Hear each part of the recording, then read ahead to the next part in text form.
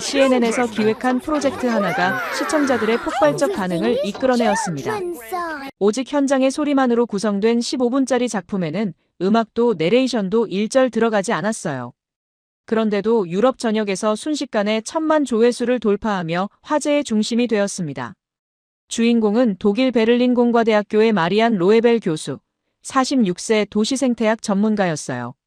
15년간 유럽 각지의 도시재생 프로젝트를 분석해온 그녀가 한국에 대해 품고 있던 선입견은 충격적이었습니다. 아시아 도시들이 정말 지속 가능한 모델을 만들어냈을까? 라며 회의적 시선으로 서울에 도착했거든요. 하지만 일주일 후 그녀가 완성한 침묵하는 서울의 겨울이라는 다큐멘터리는 전 세계를 감동시켰어요. 특히 2000년 역사의 온돌 문화와 시민들의 자발적 질서에 완전히 매료되어 한국이 완성한 문명이라고 고백했습니다. 베를린, 뮌헨, 함부르크 등 독일 주요 도시들이 앞다투어 서울 모델 벤치마킹을 요청하는 상황까지 벌어졌어요. 유럽의 도시생태 권위자가 한국에서 무엇을 보고 이토록 극적으로 변했는지 지금 바로 알아보겠습니다. 잠깐만요. 혹시 지금 어디서 듣고 계신가요?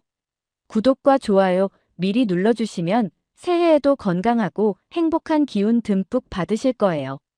베를린 테겔공항에서 인천행 비행기에 오르며 마리안 로에벨 교수는 이번 출장에 대한 복잡한 심정을 정리하고 있었습니다. 46세인 그녀는 베를린 공과대학교의 도시생태학 교수이자 유럽 생태조망연구소의 선임연구원이었어요. 지난 15년간 유럽 각지의 도시 생태 복원 사례들을 분석해온 전문가였습니다. 유럽의 굵직한 도시재생 프로젝트들은 거의 다 현장에서 직접 조사해봤어요. 하지만 아시아의 사례는 대부분 논문과 보고서를 통해서만 접했었습니다. 이번 한국 방문은 유럽연합에서 의뢰한 겨울철 한강 생태 다큐멘터리 자문을 위한 것이었어요. 한국의 한강과 청계천은 국제학술지에서 자주 언급되는 성공 사례였지만 정작 현장을 직접 본 적은 없었습니다. 과연 논문에서 읽은 대로일까? 기내에서 관련 자료들을 검토하면서 그런 생각을 했어요. 모든 데이터가 인상적이었지만 경제 성장을 우선시하는 아시아 문화에서 진정한 생태 복원이 가능할지 솔직히 의문이었거든요. 논문에서 본 걸 직접 확인해보자. 가볍게 시작한 출장이었어요. 기대도 회의도 없는 균형 잡힌 시선으로 접근하려 했습니다. 10시간의 비행 후 인천공항에 도착했어요. 12월 초에 한국은 베를린과 비슷한 추위였지만 공기가 더 맑고 상쾌한 느낌이었어요. 공항에서 서울시 환경생태정책팀의 이윤기 씨와 첫 만남을 가졌습니다. 39세의 공무원이자 수의사 출신인 그는 차분하면서도 유머가 있는 인상이었어요. 마리안 교수님 반갑습니다. 겨울 한강을 보러 오셨다니 좋은 선택이세요. 논문으로만 접했던 현장을 직접 보고 싶었어요. 겨울철 생태가 궁금했거든요. 오히려 겨울이 더 좋을 수도 있어요. 겨울철 새들이 더 다양하거든요. 공항철도를 타고 서울역으로 이동하면서 도시 풍경을 관찰했어요. 예상보다 훨씬 체계적이고 깔끔한 인상이었습니다. 대중교통 시스템이 정말 잘 되어 있네요. 서울은 지하철만으로도 웬만한 곳은 다 갈 수 있어요. 한강도 여러 노선으로 쉽게 접근할 수 있고요. 지하철 9호선으로 갈아타서 선유도역으로 향했어요. 지하철 안에서도 시민들의 질서의식이 인상적이었어요. 큰 소리로 통화하는 사람도 없고 자연스럽게 서로를 배려하는 모습이었습니다. 밤섬은 어떤 곳인가요? 1968년 홍수로 둘로 나뉜 무인도예요. 지금은 생태경관 보전지역이면서 람사르 습지로 지정되어 있어요. 조망대에 도착하니 한강 한복판의 작은 섬들과 갈대밭이 한눈에 들어왔습니다. 고성능 망원경이 여러 대 설치되어 있어서 시민들이 자유롭게 이용할 수 있었어요. 망원경을 들여다보는 순간 마리아는 감탄했어요. 강 한가운데 작은 섬 주변으로 다양한 새들이 평화롭게 모여 있었습니다. 검은 머리 쑥새들이 갈대 사이를 오가고 있었고 종다리들이 모래톱에서 먹이를 찾고 있었어요. 외가리는 한쪽 다리로 서서 물고기를 기다리고 있었습니다. 저기 보이는 건 고방오리예요. 겨울철 대표 철새 중 하나죠. 겨울철에도 이렇게 많은 종류를 볼 수 있나요? 네, 오히려 겨울이 철새 관찰의 최적기예요. 11월부터 3월까지 40여 종이 머물거든요. 도심에서 이런 광경을 볼 수 있다는 게 정말 놀라웠어요. 베를린의 슈프레강과는 완전히 다른 느낌이었습니다. 바로 그때 조망대 옆에서 흥미로운 광경을 발견했어요. 70대로 보이는 할아버지가 아이들에게 새 관찰법을 가르치고 있었습니다. 저분은 자원봉사자세요? 네, 20년째 시민들에게 생태 해설을 해주시고 계세요. 할아버지와 아이들의 대화가 들려왔어요. 할아버지, 저 새들은 추위를 안 타나요? 새들은 깃털이 있어서 우리보다 추위에 강하단다. 그리고 여기 물이 흐르니까 먹이도 충분해. 그럼 겨울에도 계속 여기 있어요? 응, 일부는 여기서 겨울을 나고 일부는 더 따뜻한 남쪽으로 가기도 해. 아이의 순수한 질문과 할아버지의 친절한 답변을 들으며 마리안은 뭔가 특별한 걸 느꼈어요. 마리안도 질문을 해봤어요. 20년 전과 지금을 비교하면 새의 종류가 늘어났나요? 엄청 늘어났지요. 처음엔 10여 종이었는데 지금은 40종이 넘어요. 수질이 좋아지니까 자연스럽게 늘어난 거죠. 시민들의 관심도 높아졌고요. 그럼요. 아이들이 자연을 사랑하게 되면 미래가 밝잖아요. 그분의 말에서 진심 어린 애정이 느껴졌어요. 정보가 아닌 신념이 있네요. 마리안이 감동하며 중얼거렸어요. 무슨 뜻이세요? 이 씨가 물어봤어요. 이 도시는 생태를 지식이 아닌 삶으로 품고 있는 것 같아요. 유럽에서는 전문가 중심으로 이루어지는데 여기서는 시민들이 진짜 주인이 되어 있어요. 유럽의 많은 생태 복원 사례들은 대부분 하향식 접근이었어요. 전문가들이 계획하고 정부가 예산을 지원하고 시민들은 수혜자일 뿐이었습니다. 하지만 여기서는 완전히 달랐어요. 시민들이 자발적으로 참여하고 관심을 갖고 직접 나서서 보호하고 있었어요. 그것도 20년이라는 긴 시간 동안 꾸준히 말이에요. 지식은 현실을 만나야 신념이 되는구나. 마리안이 깊이 깨달았어요. 아무리 좋은 논문과 데이터가 있어도 실제로 그곳을 사랑하고 지키려는 사람들이 없다면 의미가 없었거든요. 하지만 한강에는 그런 사람들이 정말 많았습니다. 해가 지면서 조망대를 떠나야 했어요. 하지만 마리안의 마음속에는 오늘 본 광경들이 깊이 새겨져 있었습니다. 호텔로 돌아가는 지하철 안에서 마리안은 오늘을 되돌아봤어요.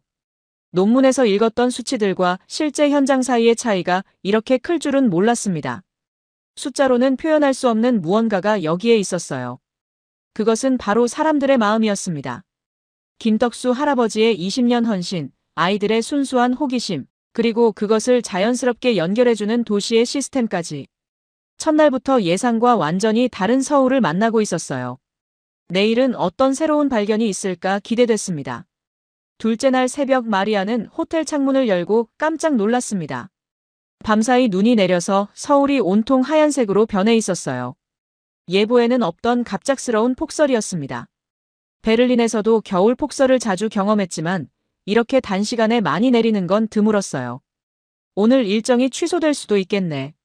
걱정하며 이 씨에게 연락했어요. 아, 교수님. 눈 보셨죠? 오히려 좋은 기회예요. 겨울 서울의 진짜 모습을 보실 수 있을 거예요. 촬영 일정은 괜찮을까요? 유럽에서는 이 정도 눈이 오면 대부분 일정이 취소되는데. 문제 없어요. 이 정도 눈으로는 서울이 멈추지 않거든요. 정말 그랬어요. 호텔에서 나와보니 도로는 이미 말끔하게 제설이 끝나 있었습니다. 시계를 보니 아직 오전 7시였는데도 주요 도로들이 모두 깨끗했어요. 제설 작업이 언제 이뤄진 건가요? 새벽 3시부터 시작해서 6시면 주요 도로는 모두 끝나요. 서울시 전체에 제설차 1200여 대가 동원되거든요. 정말 효율적이네요. 베를린에서도 제설 시스템이 잘 되어 있다고 생각했는데 이 정도는 아니에요. 차량들은 질서정연하게 움직이고 있었고 보도 위 시민들도 자연스럽게 눈을 피하며 걸어갔어요. 아무도 서두르거나 당황하는 기색이 없었습니다. 시민들이 눈에 정말 익숙하시네요. 서울 시민들은 겨울에 몇 번씩 이런 눈을 경험하니까요. 그리고 대중교통이 정상 운행되면 일상이 크게 흔들리지 않아요. 원래 계획했던 난지습지 촬영은 안전상 취소하고 대신 예정에 없던 경복궁을 방문하기로 했어요. 설경 속 전통 문화를 보시는 것도 좋은 경험이 될 거예요. 이 씨의 제안이었어요. 궁궐에도 생태적 요소가 있나요? 직접적인 야생동물 서식지는 아니지만 전통 조경과 현대 도시의 조화를 볼 수 있어요. 그리고 도시 속 문화유산이 어떻게 보존되고 있는지도 관찰하실 수 있고요. 지하철 3호선을 타고 경복궁역으로 향했습니다. 지하철 안에서도 시민들은 정말 조용했어요. 눈이 많이 와서 약간 혼잡했지만 서로 밀치거나 큰 소리를 내는 사람은 없었습니다. 눈 때문에 교통이 마비되지는 않나요? 지하철은 거의 영향을 받지 않아요. 그래서 서울 시민들이 눈 오는 날에도 일상을 유지할 수 있는 거죠. 경복궁에 도착하니 정말 환상적인 풍경이 펼쳐져 있었어요. 빨간 기둥과 푸른 단청에 하얀 눈이 쌓인 모습이 마치 동양화 같았습니다. 와, 이런 아름다운 풍경이. 마리안이 탄성을 내뱉었어요. 궁궐 곳곳에서 한복을 입은 시민들이 사진을 찍고 있었어요. 외국인 관광객들도 많았지만 한국인들도 상당히 많았습니다. 한국분들도 한복을 많이 입고 오시네요. 요즘 한복 체험이 인기예요. 특히 눈 내린 날에는 더 많이 오시죠. 젊은 세대들이 전통 문화에 관심이 높아졌거든요. 정말 인상적인 광경이었어요. 형형색색의 한복과 하얀 눈, 그리고 웅장한 궁궐 건축이 조화를 이루고 있었습니다. 근정전 앞에서 잠시 멈춰 섰어요. 눈 덮인 기와 지붕의 곡선이 정말 장엄했습니다. 논문은 통계를 말했지만 서울은 감정을 움직이네요. 마리안이 중얼거렸어요. 무슨 뜻이세요? 제가 지금까지 연구해온 도시들은 대부분 기능과 효율성에 중점을 둔 곳들이었어요. 하지만 서울은 기능적이면서도 동시에 감성적이에요. 오후에는 북촌 한옥마을로 이동했습니다. 경복궁에서 걸어서 15분 거리였어요. 좁은 골목길에 전통 한옥들이 줄지어 서 있는 모습이 정말 인상적이었어요. 특히 눈이 쌓인 기와 지붕들의 곡선이 아름다웠습니다. 관광지임에도 소음이 거의 없네요. 마리안이 놀라워했어요. 북촌 주민들이 조용히 해달라고 안내판을 세워놨거든요. 관광객들도 대부분 지켜주세요. 이곳은 실제 주거지역이거든요. 정말 그랬어요. 이렇게 많은 관광객이 있는데도 골목은 정말 조용했습니다. 사진을 찍을 때도 큰 소리를 내지 않고 주민들의 생활을 방해하지 않으려고 조심하는 모습이었어요. 한옥 카페에 들어가서 따뜻한 차를 마셨어요. 창밖으로 보이는 설경이 마치 동양화 같았습니다. 아름다움은 기능을 포기하지 않아도 되는구나. 마리안이 깨달았어요. 이곳은 단순한 관광지가 아니라 실제로 사람들이 살아가는 생활 공간이었어요. 전통을 보존하면서도 현대적 편의를 놓치지 않았습니다. 와이파이도 잘 되고 난방도 완벽했어요. 카페 사장님은 60대 여성이었는데 이곳에서 30년째 살고 있다고 했어요. 관광객이 많아져서 불편하지 않으세요? 마리안이 조심스럽게 물어봤어요. 처음엔 좀 그랬는데 이제는 괜찮아요. 우리 동네가 예뻐서 오시는 거니까 기분이 좋기도 하고요. 시끄럽지는 않나요? 요즘 관광객분들이 정말 조용해요. 서로 배려해 주시는 것 같아요. 그리고 젊은 분들이 한복 입고 오시는 걸 보면 전통 문화를 사랑해 주시는 것 같아서 고마워요. 그분의 말에서 진심이 느껴졌어요. 관광객을 귀찮아하지 않고 오히려 자부심을 갖고 있었습니다. 정말 성숙한 관광 문화네요. 네, 서울 사람들은 남을 배려하는 마음이 있어요. 특히 공공장소에서는 더욱 그래요. 저녁에는 다시 한강으로 나가서 설경을 촬영했습니다. 눈 덮인 한강공원은 정말 환상적이었어요. 강물은 아직 얼지 않았지만 강변은 온통 하얀색이었습니다. 그 위로 새들이 날아다니는 모습이 마치 겨울 동화 같았어요. 눈이 와도 새들은 떠나지 않는군요. 네, 한강은 겨울에도 먹이가 풍부해서 텃새들이 많아요. 그리고 수온이 다른 강들보다 높아서 얼지 않거든요. 이 씨의 설명을 들으며 마리아는 서울의 생태계가 정말 안정적이라는 걸 느꼈어요. 밤 9시가 되어서야 호텔로 돌아갔습니다. 하루 종일 눈 속을 걸어 다녔는데도 피곤하지 않았어요. 오히려 상쾌한 기분이었습니다. 호텔로 돌아와서 오늘의 경험을 정리했어요. 둘째 날 소감 갑작스러운 폭설에도 도시 기능이 정상 작동. 효율적인 제설 시스템과 시민들의 질서 의식이 인상적. 전통 문화가 현대 도시와 조화롭게 공존. 아름다움과 기능성을 동시에 추구하는 도시 철학을 확인. 오늘 가장 인상적이었던 건 북촌에서 만난 카페 사장님이었어요. 관광객을 귀찮아하지 않고 오히려 자부심을 갖고 있다는 점이 놀라웠습니다. 진짜 아름다운 도시는 외부의 시선을 두려워하지 않는구나. 그런 생각을 하며 잠자리에 들었어요. 내일은 한강의 겨울축제를 보러 갈 예정이었습니다. 셋째 날 저녁 마리아는 뚝섬 한강공원의 겨울축제를 보러 나섰습니다. 지하철 7호선 자양역에서 내리자마자 축제 분위기가 물씬 느껴졌어요. 역에서 한강공원까지는 걸어서 10분 정도였는데 가는 길에 이미 많은 사람들이 축제장으로 향하고 있었습니다. 지하철만 타고 이런 곳에 올 수 있다는 게 신기해요. 마리안이 감탄했어요. 서울의 강점 중 하나죠. 도심 어디서든 30분 안에 한강에 도달할 수 있어요.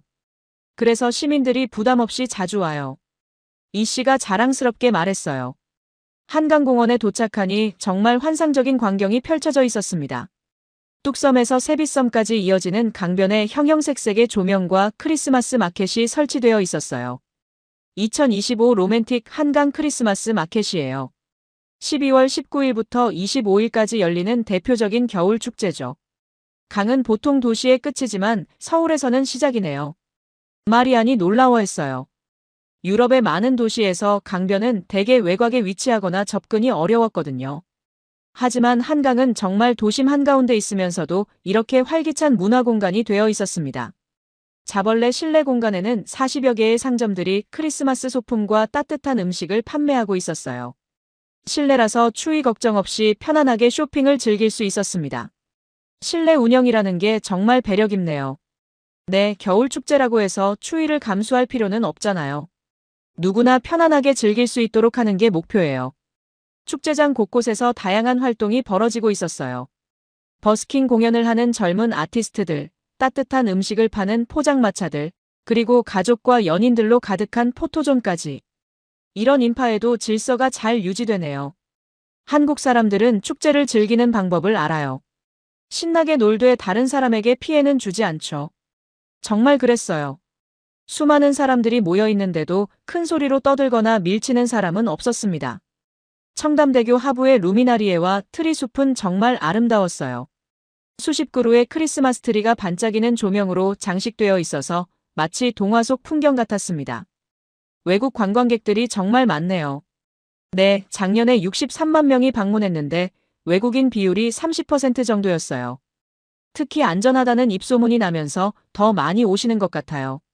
세빛섬으로 이어지는 다리를 건너며 야경을 감상했어요. 강 위에 떠있는 인공섬의 독특한 건축과 조명이 정말 아름다웠습니다. 저 섬은 언제 만들어진 건가요? 2013년에 완공됐어요. 컨벤션, 레스토랑, 문화공간 등이 들어가 있죠. 세빛섬에서 내려다본 한강의 야경은 정말 장관이었어요. 반포대교의 무지개 분수와 축제장의 조명이 어우러져서 마치 꿈 같은 풍경을 연출하고 있었습니다. 치안 걱정은 전혀 안 하나요? 거의 없어요. AI 드론 순찰 시스템과 24시간 치안으로 사고 제로를 자랑하거든요. 작년 CNN에서 세계 최저 범죄율 파티존이라고 보도하기도 했어요. 실제로 밤 10시가 넘은 시간인데도 어린아이부터 노인까지 다양한 연령대의 사람들이 편안하게 축제를 즐기고 있었어요. 축제장에서 만난 한 가족과 잠깐 대화를 나눴습니다. 6세 딸과 함께 온 30대 부부였어요. 매년 이 축제에 오시나요? 네, 딸이 좋아해서 겨울마다 와요. 집에서 지하철로 40분이면 오니까 부담도 없고요. 밤늦게 와도 안전한가요? 전혀 걱정 안 해요. 사람도 많고 분위기도 좋고 무엇보다 안전해서요. 아빠의 대답에 아이가 끼어들었어요. 아빠, 저기 불꽃놀이 언제 해요? 조금 있으면 할 거야. 조용히 기다려야지. 가족의 자연스러운 대화를 들으며 마리아는 따뜻함을 느꼈어요. 포장마차에서 붕어빵과 호떡을 사서 먹어봤어요. 추운 날씨에 따뜻한 간식이 정말 맛있었습니다. 겨울 축제에 이런 음식은 필수죠. 이 씨가 웃으며 말했어요. 유럽에서는 크리스마스 마켓에서 글릭바인을 마시는데 여기서는 뭘 마시나요? 호떡이나 붕어빵 같은 따뜻한 간식, 그리고 군고구마나 군밤도 인기예요. 술보다는 가족이 함께 즐길 수 있는 음식들이 많아요. 정말 그랬어요. 축제장 곳곳에서 가족 단위로 온 사람들을 많이 볼 수 있었어요. 어른들만의 축제가 아니라 진짜 모든 연령대가 함께 즐기는 축제였습니다. 외국인들은 어떤 반응을 보이나요? 대부분 뉴욕 타임스 스퀘어보다 로맨틱하고 무료라고 하세요. 그리고 치맥 배달까지 된다는 걸 알고 깜짝 놀라더라고요. 정말 신기했어요. 축제장에서 치킨과 맥주를 배달 주문하는 사람들이 있었거든요.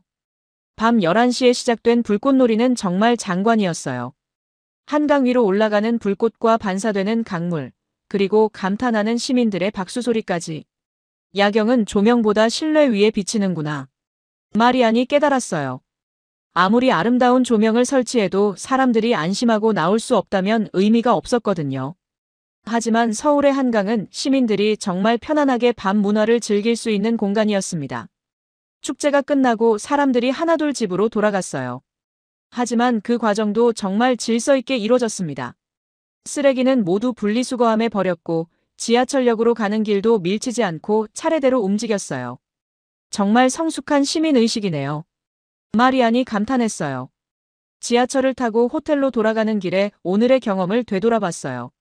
셋째 날 소감 도심형 리버 페스티벌의 완성체를 봤다. 접근성, 안전성, 다양성 모든 면에서 탁월. 실내외 복합시설로 겨울 날씨 극복. AI 드론 순찰과 24시간 치안으로 완벽한 안전. 시민들의 자발적 질서와 배려, 문화가 축제의 품격을 만들어낸다. 특히 인상적이었던 건 다양한 연령대가 함께 즐기는 모습이었어요. 유럽의 많은 축제들은 연령대가 구분되는 경우가 많은데 여기서는 정말 온 가족이 함께 즐기고 있었습니다. 진정한 도시 축제란 이런 게 아닐까? 그런 생각을 하며 잠자리에 들었어요. 내일은 한국의 독특한 문화인 찜질방을 체험해볼 예정이었습니다. 넷째 날, 마리아는 며칠간의 강행군으로 몸이 많이 피곤했습니다. 새벽부터 저녁까지 계속된 촬영과 인터뷰, 그리고 추운 날씨까지 겹쳐서 컨디션이 좋지 않았어요. 특히 어제 축제장에서 몇 시간을 보낸 후 목이 아프고 몸살 기운이 있었습니다. 오늘은 좀 쉬엄쉬엄 하는 게 좋겠어요. 이 씨에게 말했어요. 그럼 찜질방 어떠세요? 한국의 독특한 문화도 체험하고 피로도 풀 수 있을 거예요. 찜질방이요? 사우나 같은 건가요? 비슷하지만 훨씬 더 복합적인 공간이에요. 한국 사람들이 피로 회복과 휴식을 위해 가는 곳이에요. 처음에는 좀 의심스러웠어요. 유럽의 스파나 사우나와 비슷한 개념이라고 생각했거든요. 하지만 막상 들어가 보니 완전히 다른 세계였습니다. 용산구에 위치한 대형 찜질방은 정말 하나의 작은 도시 같았어요. 다양한 온도의 사우나, 온돌 찜질방, 수영장, 식당, 휴게 공간, 심지어 수면실과 독서실까지 있었습니다. 이건 단순한 사우나가 아니라 도시 속 웰니스 생태계네요. 마리안이 놀라워했어요. 가장 인상적인 건 온돌 찜질방이었어요. 바닥에서 올라오는 따뜻한 열기가 몸 전체를 부드럽게 감쌌습니다. 이게 바로 온돌이에요. 바닥을 데워서 따뜻함이 위로 올라오는 방식이죠. 이 씨가 설명했어요. 정말 신기한 시스템이네요. 언제부터 있었던 건가요? 고조선 시대부터 내려온 한국 고유의 난방 방식이에요. 2000년 넘는 역사를 가지고 있죠. 따끈한 온돌 바닥에 누워보니 정말 몸이 녹는 것 같았어요. 유럽의 사우나는 대부분 뜨거운 공기나 스팀을 이용하는데 이건 바닥에서 올라오는 부드러운 열기라서 훨씬 편안했습니다.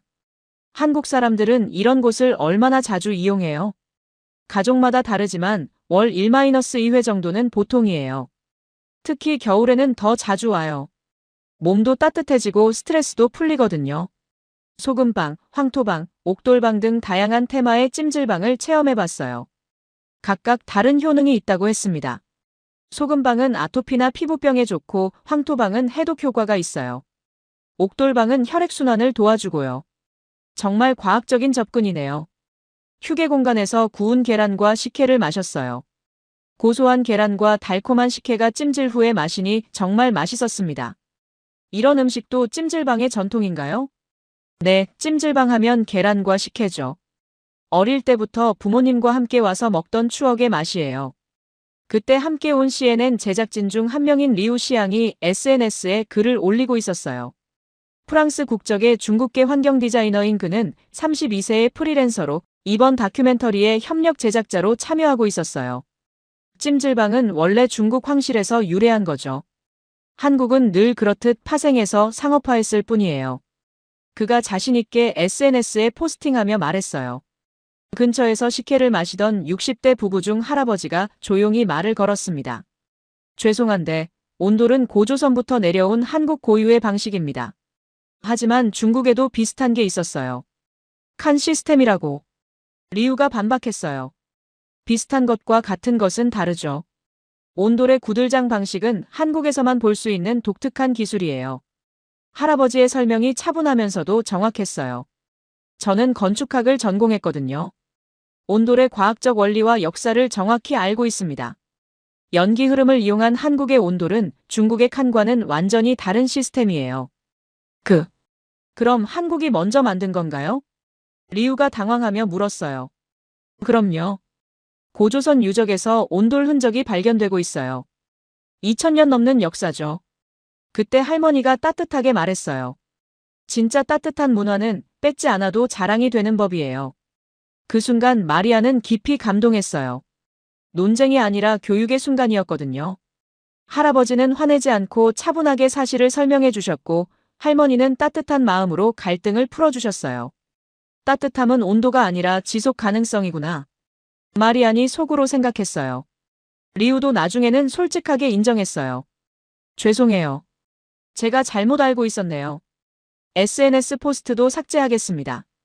괜찮아요. 몰라서 그런 거지, 나쁜 마음은 아니었잖아요. 할아버지의 관대한 답변이었어요. 찜질방에서 3시간을 보낸 후 몸이 완전히 새로워진 기분이었어요. 목 아픔도 사라지고 몸살 기운도 완전히 나았습니다. 마음도 정말 평온해졌어요. 정말 놀라운 경험이었어요. 마리안이 이 씨에게 말했어요. 한국의 겨울 문화를 제대로 체험하신 거예요. 이런 시설이 전국에 많이 있나요? 네, 어느 도시에나 있어요.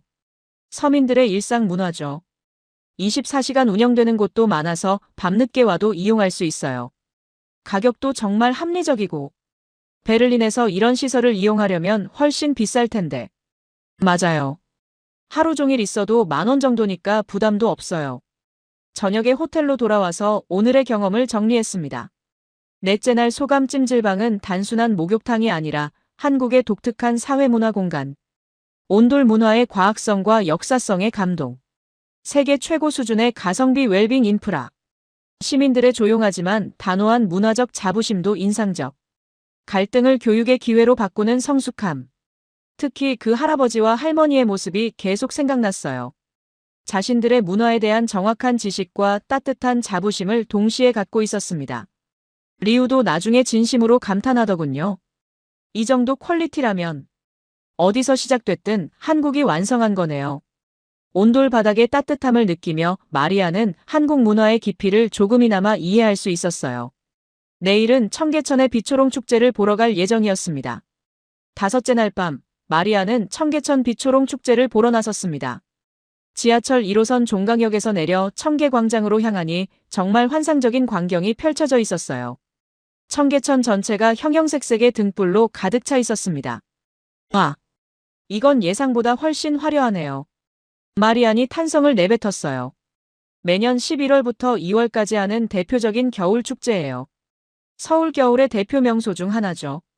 이 씨가 자랑스럽게 설명했어요. 전통 한지로 만든 등불들이 물 위에 떠 있는 모습이 정말 아름다웠어요.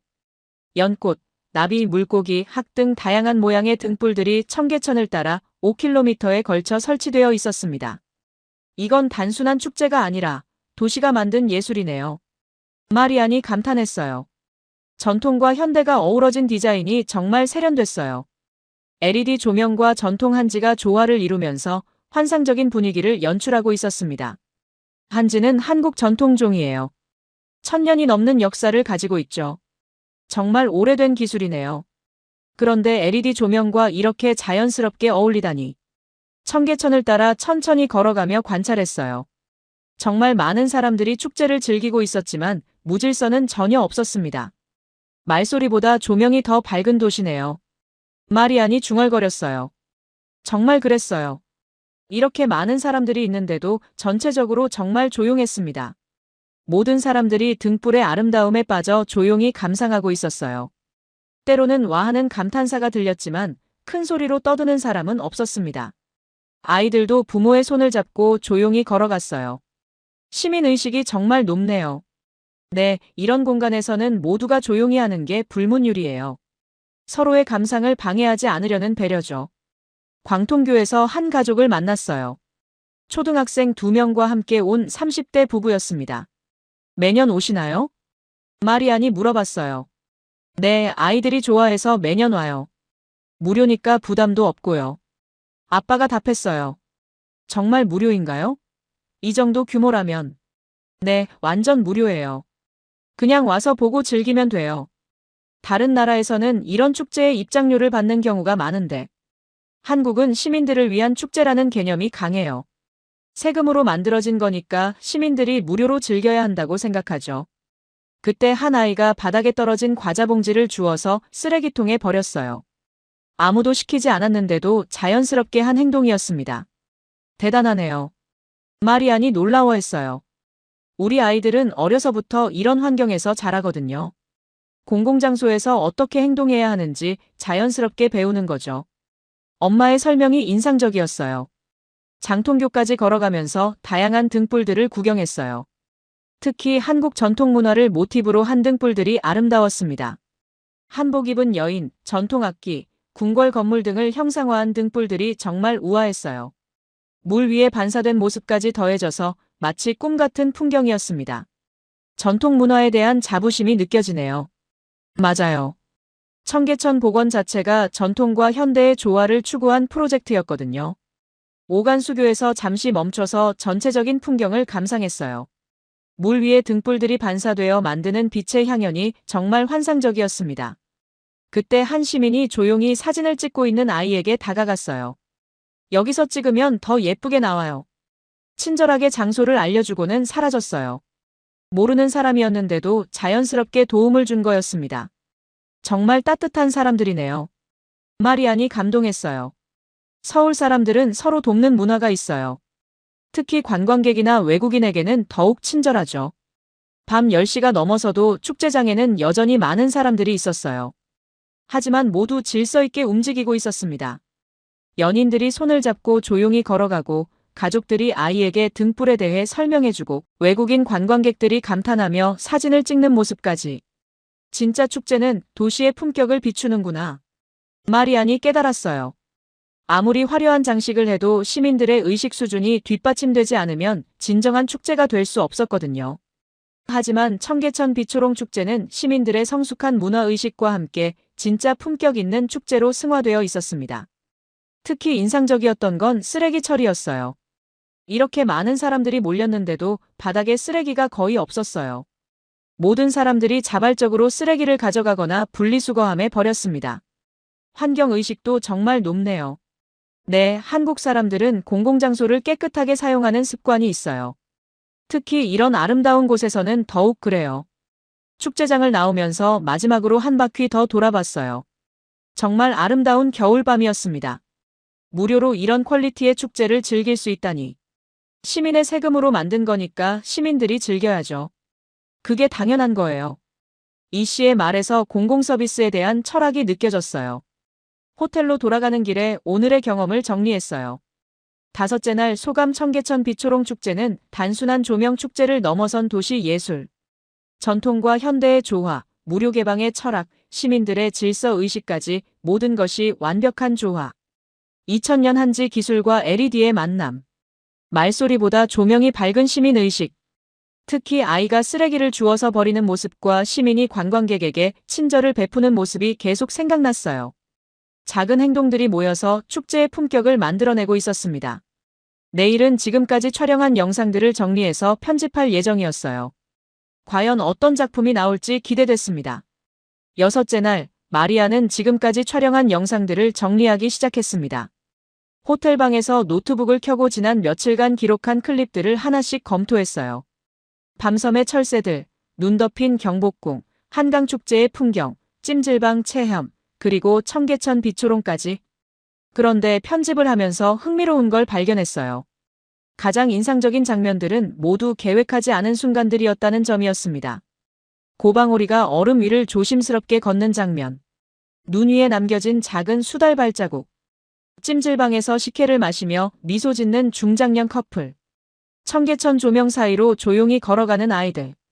제설된 도로 위를 질서정연하게 걷는 시민들. 이건 도시가 아니라 하나의 문명이야. 마리안이 중얼거렸어요.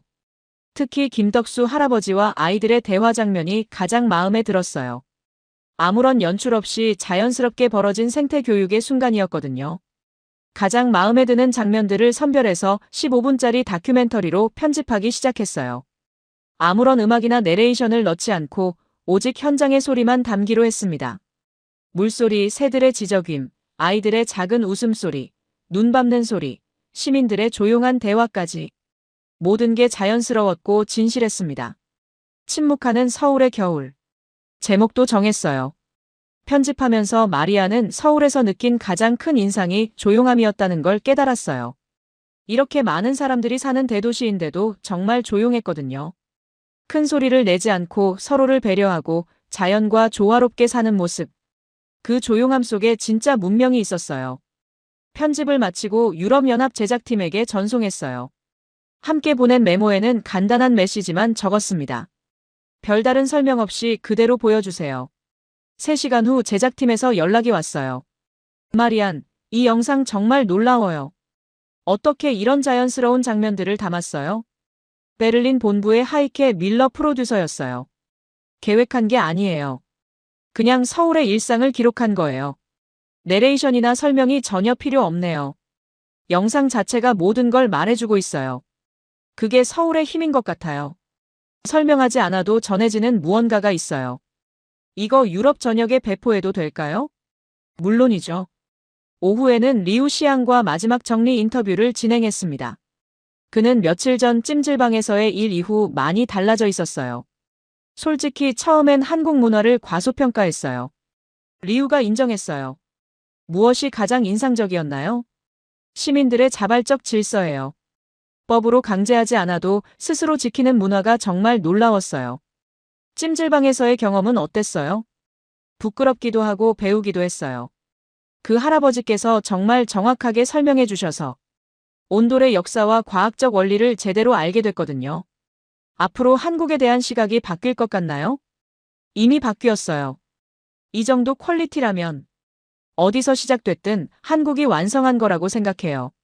리우의 솔직한 고백이 인상적이었어요. 저녁에는 이 씨와 함께 마지막 저녁을 먹으며 일주일을 돌아봤습니다. 정말 다양한 경험을 하셨네요. 예상보다 훨씬 깊이 있는 시간이었어요. 가장 기억에 남는 순간은 언제였나요? 찜질방에서 온돌 바닥에 누워있을 때요. 그때 처음으로 한국 문화의 깊이를 몸으로 느꼈거든요. 한국에 대한 첫인상과 지금의 느낌이 많이 다를 것 같아요. 완전히 달라졌어요. 논문으로만 알던 서울과 실제 서울은 정말 다른 도시였어요. 어떤 면에서요? 논문은 숫자와 통계를 보여주지만 실제 서울은 사람들의 마음을 보여줘요. 시민들의 자발적 참여, 서로에 대한 배려, 전통에 대한 자부심까지. 그런 건 데이터로는 측정할 수 없거든요. 이 씨와의 대화를 통해 마리아는 이번 여행의 의미를 다시 한번 정리할 수 있었어요. 호텔로 돌아와서 최종 보고서를 작성했습니다. 한 장면, 한 소리, 하나의 감정으로 전해지는 서울. 치안, 질서, 생태, 문화가 흐름처럼 이어진 도시. 위대함은 설명 없이도 기억된다. 첫 문장을 쓰는 순간 지난 일주일이 한꺼번에 떠올랐어요. 모든 경험들이 하나의 큰 그림을 그리고 있었습니다. 개별적인 성취가 아니라 전체적인 조화였어요. 생태복원, 도시계획, 시민의식, 전통문화까지 모든 것이 유기적으로 연결되어 있었습니다. 서울을 이해하는 열쇠는 조화였구나. 마리안이 깨달았어요. 자연과 도시의 조화, 전통과 현대의 조화, 개인과 공동체의 조화까지. 모든 것이 대립하지 않고 함께 어우러져 있었어요. 영상 편집을 마무리하면서 마지막 자막을 넣었어요.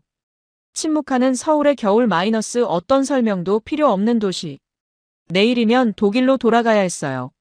하지만 이미 마음속에서는 다음 방문을 계획하고 있었습니다. 서울은 정말로 계절마다 다른 옷을 입은 도시였어요. 겨울의 서울을 봤으니 이번엔 봄의 서울도 보고 싶었습니다. 마지막 날 오후 마리아는 다시 밤섬 조망대로 향했습니다. 일주일 전 처음 왔을 때와는 완전히 다른 시선으로 이곳을 바라볼 수 있었어요. 이번에는 해질 무렵의 풍경을 보고 싶었습니다. 지하철을 타고 선유도역으로 가는 길에 창밖 풍경을 유심히 봤어요. 내일이면 이 모든 풍경과 작별해야 했거든요. 한강공원에 도착하니 오후 4시경이었어요. 겨울이라 해가 일찍 지기 시작하고 있었습니다. 조망대에 올라 망원경을 들여다봤어요. 백로 한 마리가 눈 쌓인 갈대숲을 배경으로 우아하게 서 있었습니다. 정말 아름다워. 혼잣말을 하며 그 장면을 마음에 새겼어요.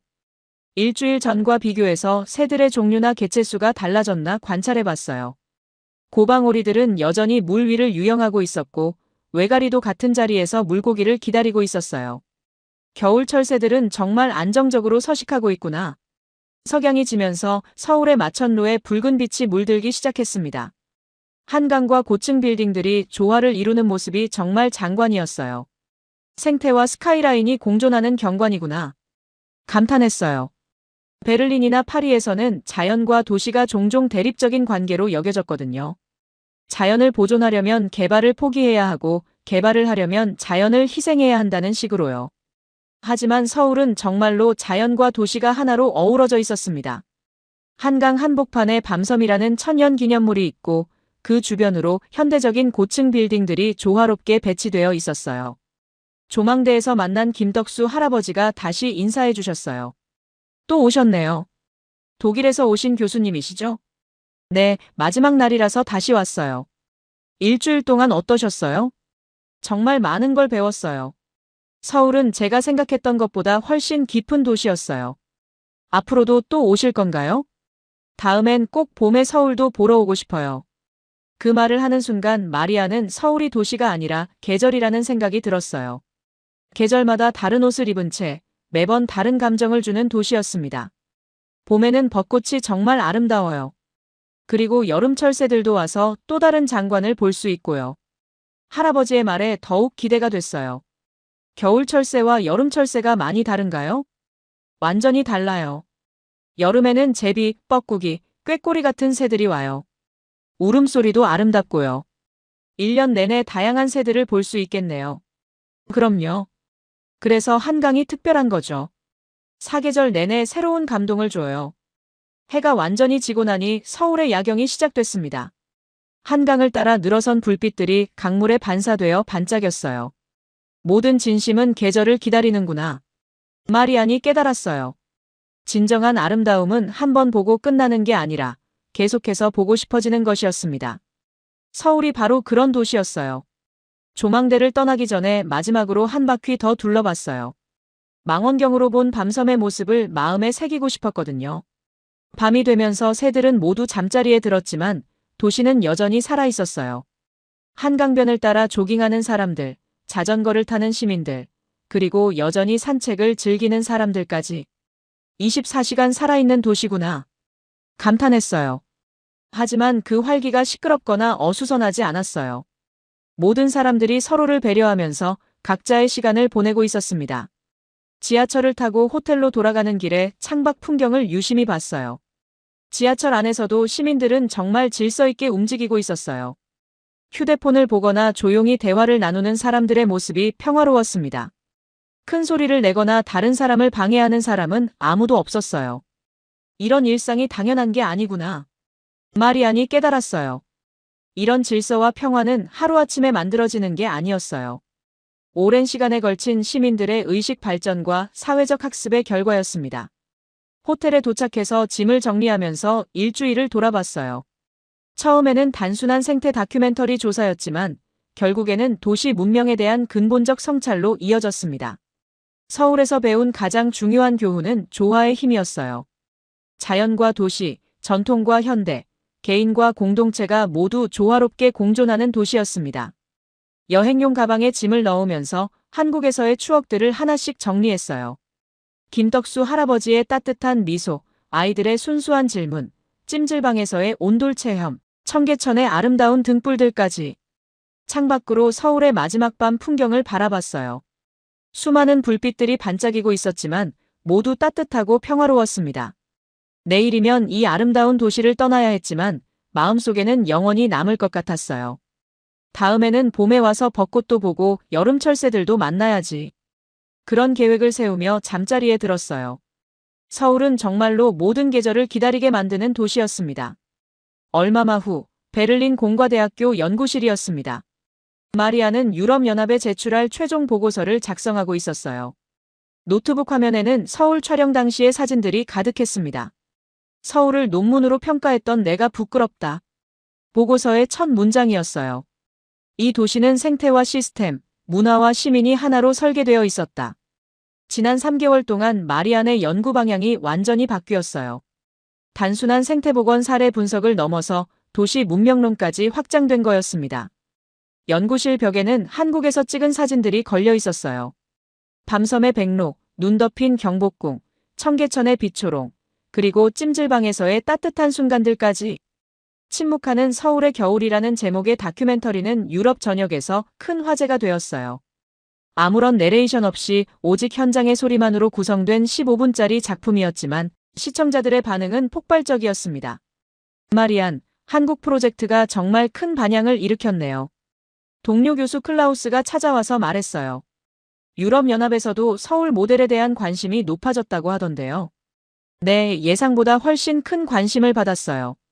실제로 베를린, 뮌헨, 함부르크 등 독일 주요 도시들에서 서울의 사례를 벤치마킹하고 싶다는 요청이 들어왔어요.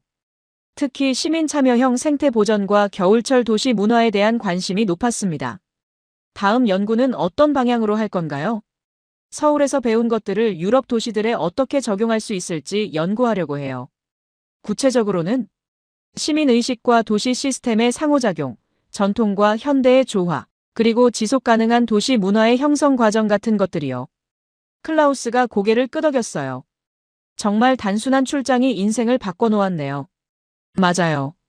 단 한 번의 현장 방문으로 도시를 보는 관점이 완전히 달라졌어요. 오후에는 베를린 시청에서 열린 도시계획 세미나에서 발표했어요. 서울의 겨울 도시 문명의 새로운 패러다임이라는 제목이었습니다. 서울에서 가장 인상적이었던 건 무엇인가요? 한 참석자가 질문했어요. 찜질방이었어요. 찜질방요? 네, 2000년 된 온돌 기술과 현대적 웰니스 문화가 결합된 공간이었거든요. 거기서 한국 문화의 깊이와 지속 가능성을 느꼈어요. 구체적으로 어떤 면에서요? 수천 년 된 기술이 아직도 일상에서 활용되고 있다는 점이요. 그리고 그것이 시민들의 삶의 질 향상에 직접적으로 기여하고 있다는 것도요. 베를린에서 이런 시설을 이용하려면 하루에 50유로는 들 텐데 서울에서는 10유로면 하루 종일 이용할 수 있어요. 세미나 참석자들의 반응이 뜨거웠어요. 많은 사람들이 서울의 사례에 깊은 관심을 보였습니다. 시민 참여는 어떤 방식으로 이루어지나요? 자발적 참여가 핵심이에요. 20년째 자원봉사로 생태 해설을 하는 시민, 찜질방에서 온돌 역사를 설명해주는 시민들까지. 정부가 강요하지 않아도 스스로 나서는 문화가 있어요. 저녁에 집으로 돌아와서 한국에서 온 편지를 읽었어요. 이 시로부터 온 것이었습니다. 마리안 교수님의 다큐멘터리가 한국에서도 큰 화제가 되었어요. 특히 침묵하는 서울이라는 제목이 정말 적절했다는 반응이 많았어요. 편지와 함께 서울의 봄 사진들이 들어있었어요. 벚꽃이 핀 한강공원, 새로운 철새들이 찾아온 밤섬, 그리고 따뜻한 봄날의 청계천까지. 4월에 오시면 벚꽃 축제도 보실 수 있고 새로운 철새들도 만나실 수 있어요. 김덕수 할아버지께서도 안부를 전하라고 하셨어요. 마음이 따뜻해졌어요. 책상 위에는 유럽연합에서 보낸 새로운 연구 제안서가 놓여 있었어요. 서울 모델의 유럽 적용 가능성 연구라는 제목이었습니다. 3년간 1억 유로 규모의 대형 프로젝트였어요. 하지만 마리아는 서두르고 싶지 않았어요. 서울에서 배운 것들을 천천히 소화하고 싶었거든요. 모든 설계는 결국 마음을 위한 것이다. 유럽연합 보고서의 마지막 문장이었어요. 서울에서 본 모든 것들이 바로 그것을 증명하고 있었습니다.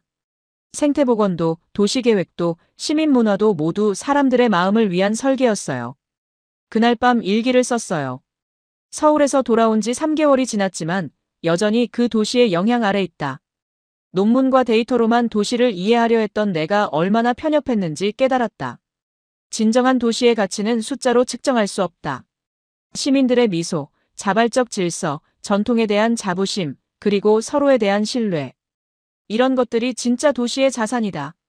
서울은 나에게 사람이 살만한 도시의 기준을 제시해 주었다. 데이터가 담지 못하는 감정과 신뢰의 도시였다. 창밖으로 베를린의 겨울밤이 보였어요. 하지만 마리안의 마음속에는 여전히 서울의 따뜻한 온돌 바닥이 있었습니다. 벽에 걸린 달력을 보니 4월이 2달 정도 남았어요. 정말로 봄에 다시 서울을 찾아가고 싶었어요. 이번에는 벚꽃이 핀 한강과 새로운 철새들을 만나러 말이죠. 논문에 쓰이지 않은 도시의 진실을 더 알고 싶어. 마리안이 중얼거렸어요. 서울에서 배운 것들이 앞으로 평생 연구 주제가 될 것 같았습니다. 그리고 그 연구는 단순한 학술적 호기심이 아니라 진정한 도시의 미래를 위한 탐구가 될 거였어요.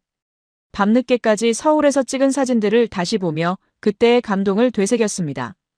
특히 김덕수 할아버지와 아이들의 사진을 보니 다시 가슴이 뭉클해졌어요.